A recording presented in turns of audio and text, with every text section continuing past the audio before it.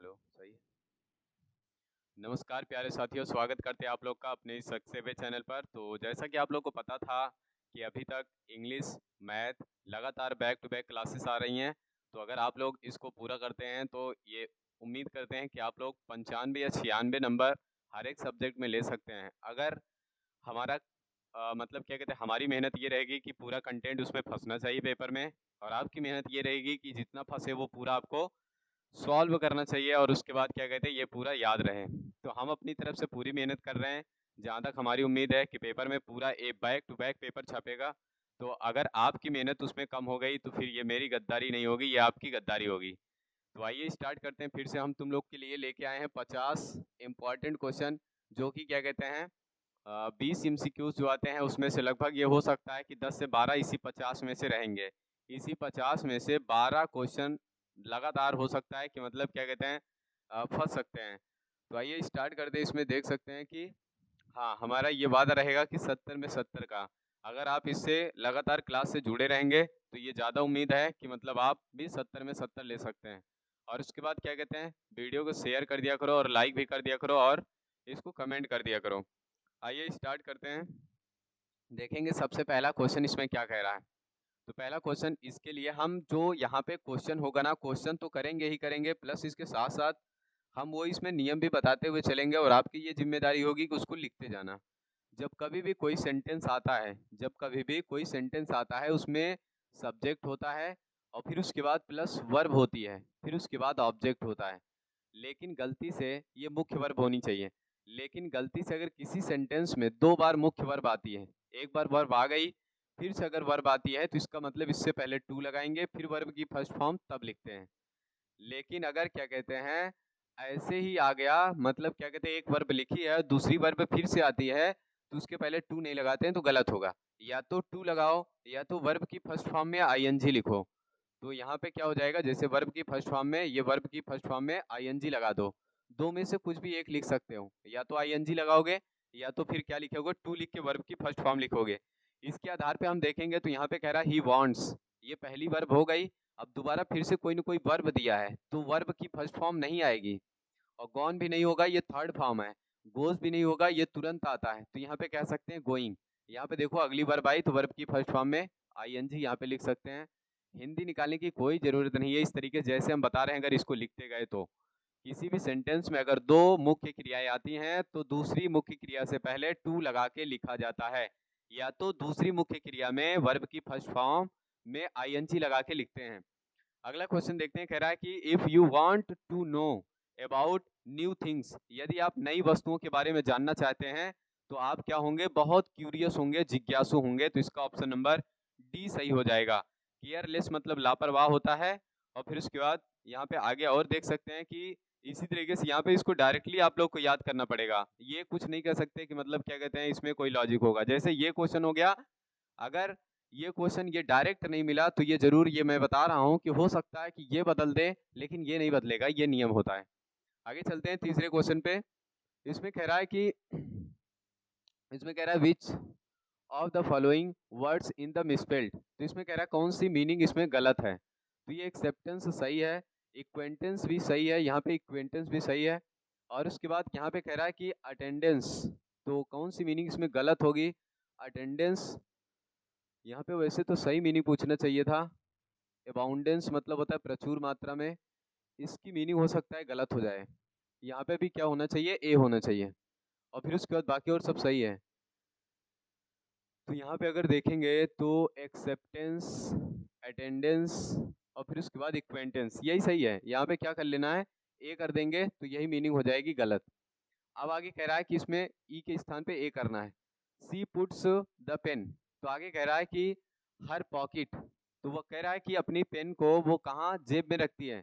तो जैसे ही क्या कहते हैं ये पेन है, अगर इसको जेब में हम रखते हैं तो इसका मतलब ये अभी मेरे हाथ में थी और उसके बाद अब एक बंद स्थान पे जा रहा है, तो इसका मतलब यहाँ पे क्या हो जाएगा, स्थिति का परिवर्तन हो रहा है, तो यहाँ पे क्या आ जाएगा, इनटू आ जाएगा। अगले क्वेश्चन की ओर चलते हैं। हाँ, इसको अगर देखना होगा तो ऐसे समझ सकते हैं, जब कभी भी ऐसा कहे चारों तरफ से बंद रहे, चारों तरफ से बंद रहे और एक तरफ खुला रहे, तो यहाँ पे जब कभी भी ये अंदर जाता है तो इसका मतलब यहाँ पे इनटू का प्रयोग करेंगे। और फिर उसके बाद यहाँ पे कभी कभी यहाँ पे क्या लिखा जाता है, इन भी लिखा जाता है। चारों तरफ से, लेकिन गति नहीं होनी चाहिए। जब इन तब लिखेगा कि वह अंदर है, चारों तरफ से बंद रहे, एक तरफ खुला है, तो वहां पे इन लिखा जाएगा। लेकिन जब कोई भी चीज गति में है और चारों तरफ से बंद है, अंदर जा रहा है, तो इनटू हो जाएगा। अगला क्वेश्चन देखते हैं। इसमें कह रहा है कि a dust of snow was dropped by, तो कह रहा है कि बर्फ का एक टुकड़ा किसके द्वारा गिराया गया, तो कौवे के द्वारा गिराया गया। इसको याद रखना, ये क्वेश्चन बहुत ही इंपॉर्टेंट है। आगे कह रहा है कि हु इज द राइट, नहीं यहाँ पे होगा राइटर होना चाहिए, यहाँ पे होना चाहिए राइटर। और फिर उसके बाद of the story the thief story, तो इसमें कौन सा हो जाएगा, इसमें रस्किन हो जाएगा, ये इसका आंसर हो जाएगा। और फिर उसके बाद यहाँ पे देखेंगे तो ये यहाँ पे राइटर होगा, राइट नहीं होगा, इसको सही कर लेना, WRITER, तो ये राइटर हो जाएगा। अगला क्वेश्चन देखते हैं। अगला क्वेश्चन कह रहा है कि हु वाज ट्रिकी, ट्रिकी कौन था, तो ट्रिकी एक कुत्ता था, इसके लिए यहाँ पे ये लगा सकते हैं। आगे कह रहा है कि what was Bholi's real name, भोली का वास्तविक नाम क्या था, तो यहाँ पे भोली का वास्तविक वाला नाम था सुलेखा। इस तरीके से इसको कर सकते हैं। फिर उसके बाद अगला देखेंगे। अगला कह रहा है कि आई, और फिर उसके बाद him a cycle on his birthday, तो यहाँ पे कह रहा है उसके बर्थडे पर मैं एक साइकिल दिया। अब यहाँ पे ध्यान देना कि ये वाला ऑप्शन तब होगा जब मैं डेली देता हूँ। तो अगर जब कभी भी कहीं प्रेजेंट का इंडेफिनिट टेंस आता है, तो इसका मतलब ये होता है कि वो काम रोज रोज होता है, तो इसलिए यहाँ पे ये नहीं होगा।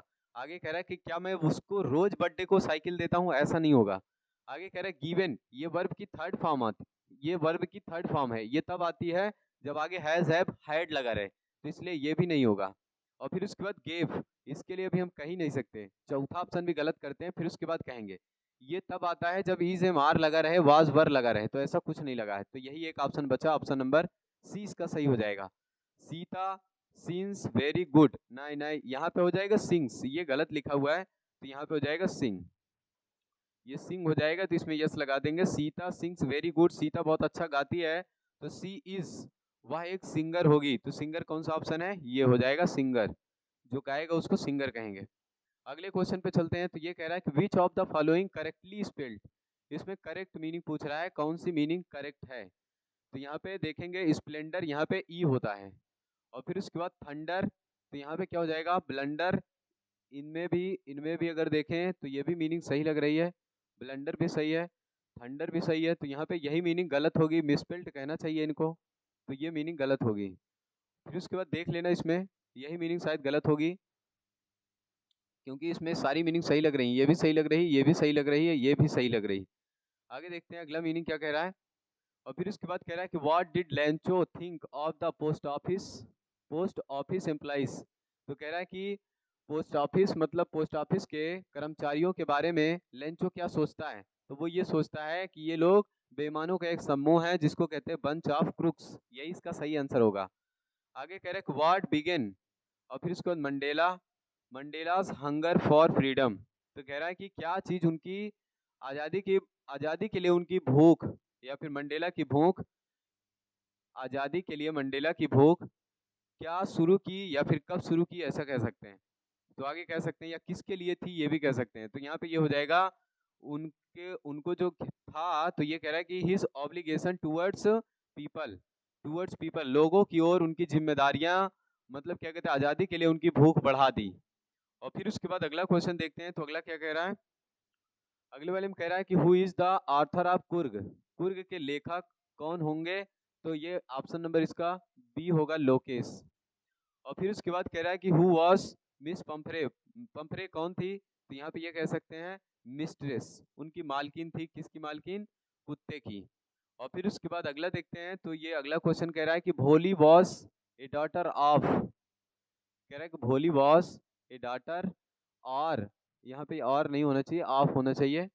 और नंबरदार रामलाल, इसका ऑप्शन आंसर यही सही हो जाएगा, रामलाल की बेटी थी भोली। और फिर उसके बाद कह रहा है कि did they find the last necklace, क्या वे खोया हुआ हार पाए, तो यहाँ पे हो जाएगा नो, वो लोग खोया हुआ हार नहीं पाए। और फिर उसके बाद आगे कह रहा है what was the thief of story, the the thief of the story, the thieves story, तो यहाँ पे ये कह रहा है कि इसके थीप स्टोरी के, कि क्या कहना चाहता है, व्हाट इज द थीप। अच्छा, कह रहा है कि चोर कौन था इसमें, ये थीप स्टोरी में कह रहा है कि इस कहानी में कहानी का चोर कौन था, तो चोर इसमें हरी सिंह थे। और फिर उसके बाद आगे कह रहा है कि द एर्थ अराउंड द सन। तो अब आगे कह रहा है कि यहाँ पे जब सब्जेक्ट होगा तो उसके तुरंत बाद आईएनजी वाला नहीं आता है, और उसके तुरंत बाद सेकेंड फॉर्म नहीं आएगा, तो इसका मतलब ये होगा कि क्या पृथ्वी सूर्य के चारों ओर घूमती थी, क्या अब नहीं घूमती है, अभी भी घूमती है, तो इसलिए ये गलत हो जाएगा। और फिर उसके बाद यहाँ पे ये कह रहा है कि ये पृथ्वी एक वचन है और यहाँ पे वर्ब बहुवचन लग गई है, तो इसलिए ये भी गलत होगा। ऑप्शन नंबर कौन सा हो जाएगा, ऑप्शन नंबर ए सही होगा इसका। और फिर उसके बाद अगला देखते हैं, तो यहाँ पे कह रहा है कि if you right a book, यहाँ पे ये राइट गलत है, ये नहीं होगा, WRI और फिर उसके बाद TE। इस राइट का मतलब होता है लिखना। यदि आप किताब लिखते हैं तो आप क्या होंगे, आर्थर हो जाएंगे, आप लेखक होंगे। यदि आप गाना गाते हैं तो आप सिंगर होंगे। यदि आप डांस नाचते हैं तो आप डांसर होंगे, और नन ऑफ दिस, इनमें से कोई नहीं। आगे कह रहा है इसमें, अगर इसमें देखेंगे तो सबसे पहले सब्जेक्ट होना चाहिए, फिर उसके बाद वर्ब होनी चाहिए। तो यहाँ पे देखो सब्जेक्ट है, यहाँ भी सब्जेक्ट है और यहाँ भी सब्जेक्ट है, और इसमें देखो सब्जेक्ट नहीं दिया है, तो ये ऑप्शन वर्ब, यहाँ भी वर्ब है, यहाँ भी है, यहाँ भी है, इसमें नहीं दिया है, तो इसलिए ये गलत हो जाएगा।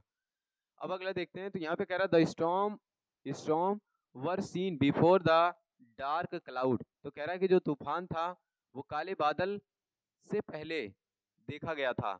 और यहाँ पे क्या कह रहा है, तो पहले तूफान आएगा फिर काले बादल आएंगे, तो यहाँ पे कह रहा है कि dark clouds were seen before the storm. तूफान से पहले काले बादल देखे गए, तो पहले बादल छाता है पहले तूफान आता है, तो यहाँ पे कह सकते हैं पहले तूफान आता है फिर उसके बाद बादल आ जाते हैं। तो यहाँ पे ये कह रहा है, ये ऑप्शन इन दोनों में से सही है, तो हो सकता है कि ये भी सही हो सकता है। यहाँ पे कह रहा है द स्टॉर्म वर सीन, तो तूफान को देखा गया ना, तूफान को नहीं देखा जाएगा, इन दोनों में से कोई भी लगा देंगे क्योंकि दोनों सही लिखा है, दोनों सही लिखा है, सेम टू सेम वही लिखा है, तो इसमें नहीं कह सकते कौन सा सही होगा। अगला देखते हैं, which of the following is correctly spelled. तो इसमें सही मीनिंग पूछ रहा है, तो सही मीनिंग क्या हो जाएगी इसमें, तो इसमें अगर सही मीनिंग देखें तो ये गलत है। और फिर उसके बाद यहाँ पे कौन सी मीनिंग सही होगी, वैसे तुम्हारे ख्याल से सब मीनिंग सही लग रही है। वंडर ये भी सही है, थंडर ये भी सही है, ओ ब्लंडर ये भी मीनिंग सही है, और उसके बाद थंडर ये भी सही है। तो यहाँ पे सारी मीनिंग सही होंगी, या तो चेक कर लेना भाई इसमें ER होगा क्या, शायद इन दोनों में अगर सही होगी तो फिर ये सही होगी। आगे देखते हैं अगला वाला क्वेश्चन क्या कह रहा है। ओ, तो इसमें कह रहा है कि ही इज ईगर, ईगर के बाद हमेशा याद रखना इसके बाद हमेशा क्या आता है, टू आता है, इसके बाद हमेशा टू आता है। और फिर उसके बाद यहाँ पे आगे देखेंगे, तो आई विल कम होम, मैं घर आए, मैं घर आऊंगा या फिर मैं घर आया। वेन मतलब होता है जब, आई वर्क फिनिश, तो कह रहा है कि जब, अगर जब कभी भी ऐसा लिखता है वेन या इफ, तो इसके बाद वाला सेंटेंस हमेशा प्रेजेंट इंडेफिनिट में होता है, तो इसलिए पहला ऑप्शन इसका सही हो जाएगा। और फिर उसके बाद इसके बाद वाला जो होता है वो फ्यूचर इंडेफिनिट में होता है, तो यहाँ पे देखो फ्यूचर इंडेफिनिट लिखा हुआ है।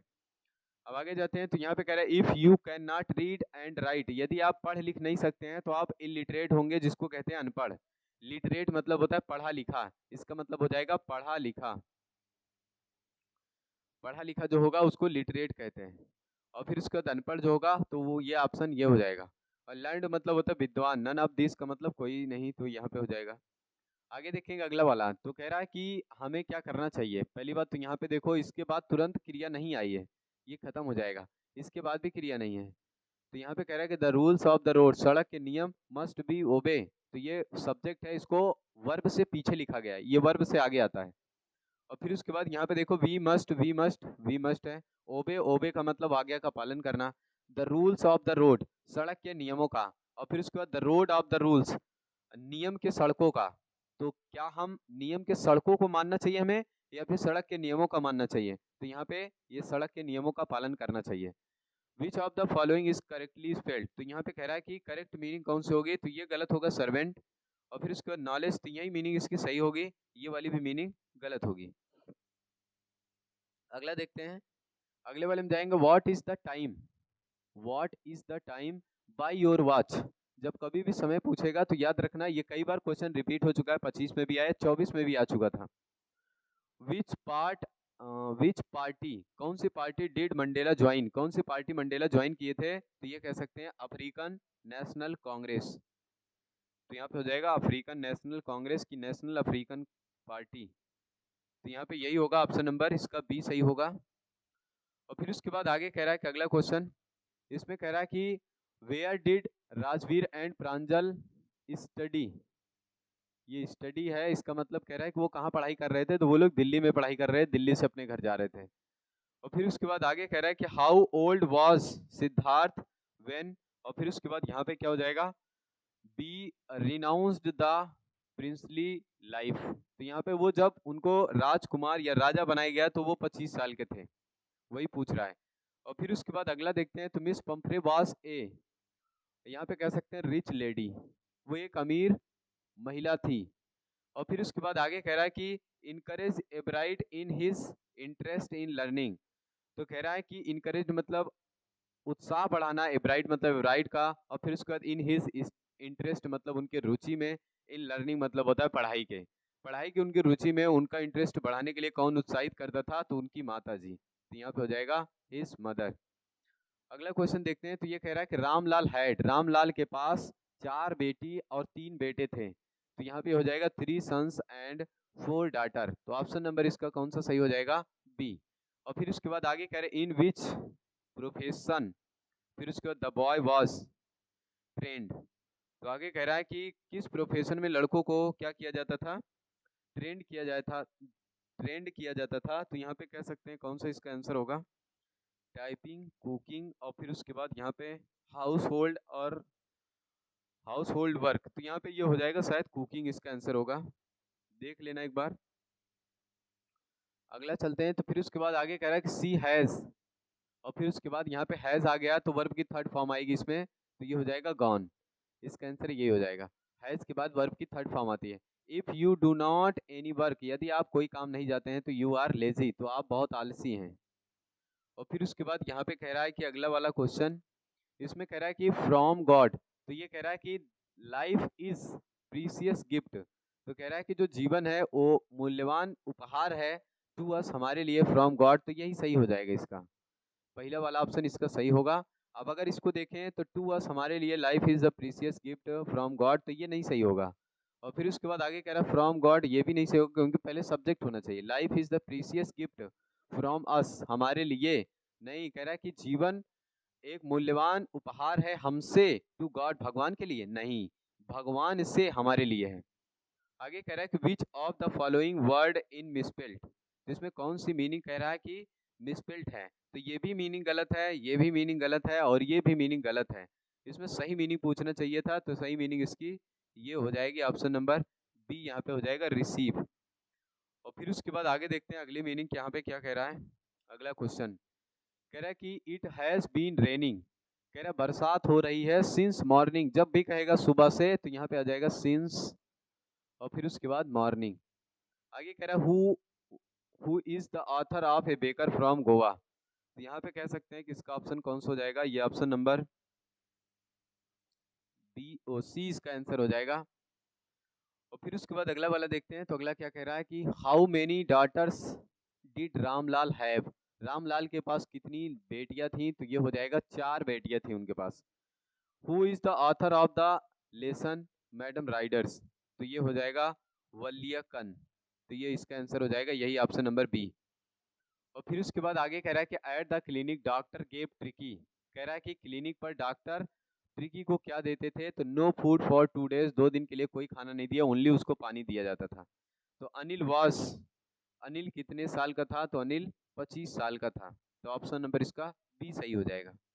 आगे कह रहा है कि हु केम टू मैरी भोली, भोली से शादी करने कौन आया था, तो बिशंबर नाथ। अगर इस लेसन को पढ़ोगे तो पता चल जाएगा कि बिशंबर नाथ।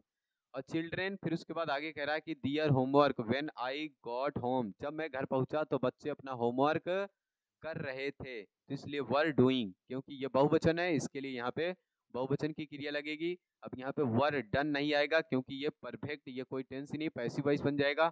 और ये वाज नहीं होगा क्योंकि ये एक वचन की क्रिया, सब्जेक्ट है, सब्जेक्ट बहुवचन है तो क्रिया एक वचन नहीं लगेगी।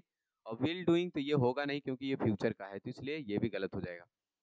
अगला देखते हैं, फिर उसके बाद आगे कह रहा है इफ यू वर्क हार्ड, यदि आप कठिन परिश्रम करते हैं तो आप लेबोरियस मेहनती होंगे। और फिर उसके बाद लेजी मतलब सुस्त होता है, सेल्फिश मतलब स्वार्थी होता है।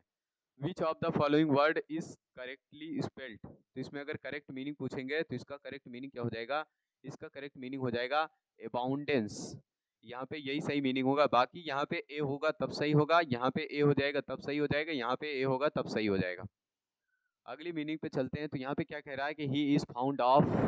तो यहाँ पे फाउंड के बाद हमेशा ऑफ आता है, याद करके इसको रखना। फाउंड के बाद हमेशा ऑफ आएगा। अगर इसको याद रखेंगे तो ये मतलब क्या कहते हैं पेपर में ज़्यादा आने के चांसेस है, क्योंकि कई बार ये 2023, 24, 25 लगातार 3 साल ये क्वेश्चन आ चुका है। बहुत इंपॉर्टेंट, इसमें जितने क्वेश्चन रखे गए हैं ये वेरी इंपॉर्टेंट है। तो हम यही उम्मीद करेंगे कि मतलब आप लोग भी इसको वीडियो को देखेंगे और इसके सारे क्वेश्चन को या फिर इसमें जो नियम होंगे उसको लिख लेना। जैसे कि ये बता दिया है कि फाउंड के बाद हमेशा ऑफ आता है, तो ऐसे नियम को लिख लेना।